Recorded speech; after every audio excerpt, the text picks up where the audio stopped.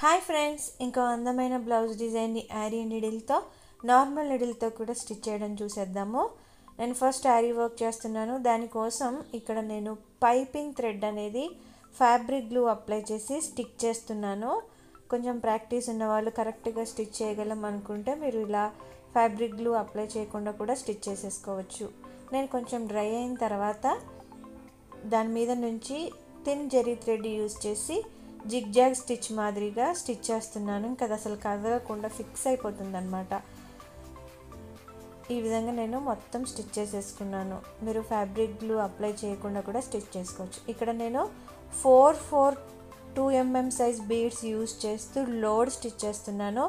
ఫార్వర్డ్లో normal thread వచ్చేసాను. Backward వెళ్ళేటప్పుడు 4 beads దింపాను. మళ్ళీ ఫార్వర్డ్ నార్మల్ థ్రెడ్, బ్యాక్వర్డ్లో 4 బీడ్స్,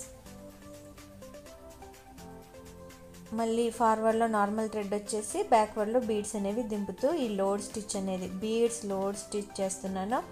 దీనికి సంబంధించిన ట్యూటోరియల్ అన్నీ మనకి ప్లేలిస్ట్లో ఉన్నవి. ఎవరైనా న్యూ వాళ్ళు ఛానల్ చూస్తున్నట్టయితే మీరు ప్లేలిస్ట్లో ఉన్న ట్యూటోరియల్స్ చూస్తే మీకు అర్థమైపోతుంది. సో ఇక్కడ నేను ఎండ్కి వచ్చిన తర్వాత మనం 4 బీడ్స్ స్టిచ్ చేసాం కదా, ఎండ్కి వచ్చేసరికి బీడ్స్ అనేవి తగ్గించాలి. ఇక్కడ నేను 4 బీడ్స్ స్టిచ్ చేసిన ఫైనల్లో లాస్ట్లో 2 బీడ్స్తో ఎండ్ చేసేస్తున్నాను. సో ఈ విధంగా మనం బీడ్స్లో స్టిచ్ అనేది స్టిచ్ చేసుకుంటాము. నేను ఇంకా ఎక్కడెక్కడ బార్డర్స్కి కావాలో అక్కడ అంతా ఈ 2 mm సైజ్ బీడ్స్తో బార్డర్స్ అనేవి స్టిచ్ చేసేసుకుంటున్నాను. యారీ వర్క్ చేయాలనుకున్నవారు ఈ ప్యాటర్న్ ఫాలో అయిపోయి స్టిచ్ చేసుకోండి. Next normal needle. మనం ఇది స్టిచ్ చేసే వరకు ఒక 20 minutes పట్టింది. సో ఇది మనకి డ్రై అయిపోయింది థ్రెడ్, పైపింగ్ థ్రెడ్ అనేది. మీరు స్టిచ్ చేసుకున్న పర్వాలేదు, చేయకుండా ఈజీగా బీడ్స్ అనేవి స్టిచ్ చేసేసుకోవచ్చు. మీకు చూపించడం కోసం నేను ఇక్కడ అటు ఇటు అంటే ఆ పైపింగ్ థ్రెడ్ అనేది కదలకుండా పైనుంచి కిందికి వేస్తూ స్టిచ్ చేశాను. ఇప్పుడు 4 బీడ్స్ 2 mm సైజ్ బీడ్స్ అనేవి పైనుంచి కిందకి దింపుతూ స్టిచ్ చేస్తున్నాను. అయితే మనం ఆల్వేస్ ఫార్వర్డ్లోనే దింపాలి. బ్యాక్వర్డ్ అనేది కింద నుంచి వస్తుంది అనమాట.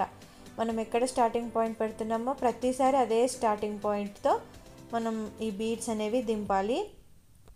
ముందు నుంచి ఇటు సైడ్ దింపాను, మళ్ళీ ఇటు సైడ్ నుంచి అటు దింపకూడదు. మీరు అటు నుంచే మళ్ళీ ఇటు దింపాలన్నమాట.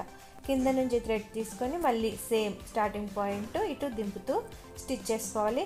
సేమ్ మీకు యారీ నీడిల్తో ఏ విధంగా స్టిచ్ చేస్తున్నారో అది.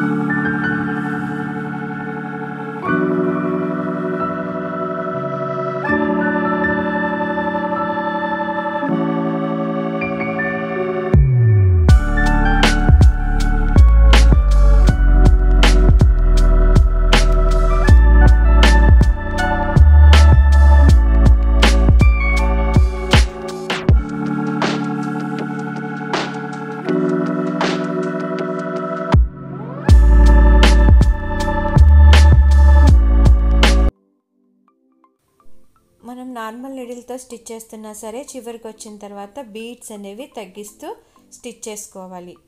చూడండి, మనకి నార్మల్ నీడిల్తో స్టిచ్ చేసినా కానీ యారీ నీడిల్ అంత అందంగా ఉంది. మనం బార్డర్స్లో బీడ్స్ అనేవి ఒకేసారి తీసుకొని ఫ్యాబ్రిక్ గ్లూ అప్లై చేసి స్టిక్ చేస్తున్నాను.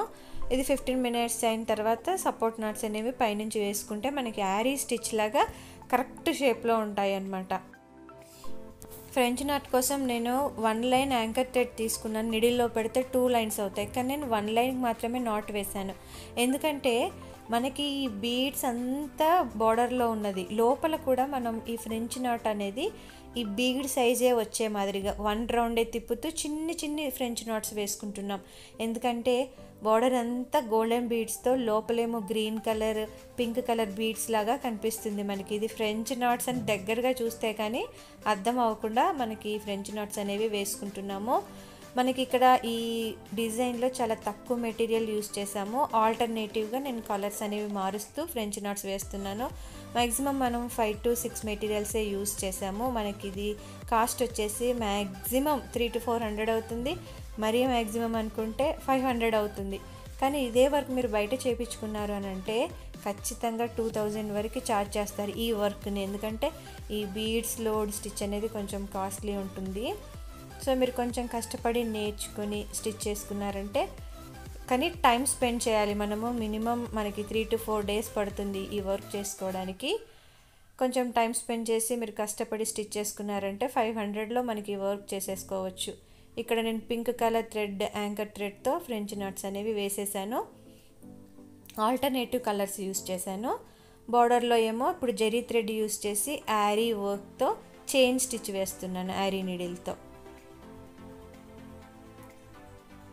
యారీ నీడిల్తో చేసేసిన తర్వాత ఇప్పుడేమో నేను నార్మల్ నీడిల్తో స్టిచ్ చేస్తాను.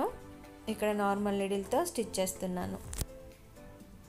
సో యారీ వర్క్ రాలేదు, కష్టపడి కొంచెం నేర్చుకుంటే ఖచ్చితంగా వచ్చేస్తుంది, కానీ రాలేదు అని అనుకున్నవారు ఈ విధంగా నార్మల్ నీడిల్తో కూడా స్టిచ్ చేసుకోవచ్చు. కొంచెం టైం ఎక్కువ తీసుకు ఉంటుంది, కానీ మీకు కొంచెం అంటే 80 to 90% యారీ వర్క్ లాగా వచ్చేస్తుంది.